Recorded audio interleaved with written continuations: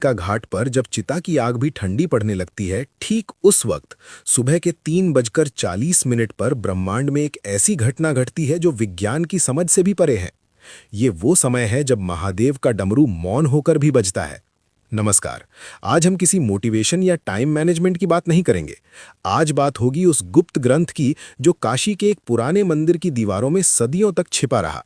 एक ऐसा ग्रंथ जिसमें लिखा है 21 ब्रह्म मुहूर्त रहस्य, और वो एक लॉस्ट फॉर्मूला जो अगर आपने समझ लिया तो आपकी किस्मत बदलने में 3 साल या 3 महीने नहीं बल्कि घड़ी देखकर सिर्फ 3 मिनट लगेंगे। जी हाँ, सिर्फ 3 मिनट। आपने हजारों वीडियो देखे होंगे कि सुबह जल्दी उठो, सफल लोग 4 बजे उठते हैं, लेकिन कोई आपको ये नहीं बताता कि उठने के बाद उन पहले 3 मिनटों में अपने अंदर की शिव शक्ति को एक्टिवेट कैसे करना है। अगर आप सुबह 4 बजे उठकर भी वही चिंता, वही स्ट्रेस और वही मोबाइल फोन चेक कर रहे हैं, तो आपने ब्रह्म मुहूर्त को नहीं, सिर्फ एक घड़ी के समय को चुना है। आज मैं आपको उस प्राचीन ग्रंथ का वो निचोड़ देने जा रहा हूं जिसे नागा साधु काल भेदन कहते हैं, यानी समय को चीरकर अपनी वास्तविकता खुद लिखना। हमारे शास्त्रों में कहा गया है, यथे पिंडे तथा ब्रह्मांडे, यानी जो आपके शरीर में है वही ब्रह्मांड में है। लेकिन समस्या ये है कि हमारा शरीर उस ब्रह्मांडीय ऊर्जा से डिस्कनेक्ट हो चुका है। हम एक ऐसे रेडियो की तरह हो गए हैं जिसका एंटीना तो है लेकिन सिग्नल नहीं पकड़ पा रहा।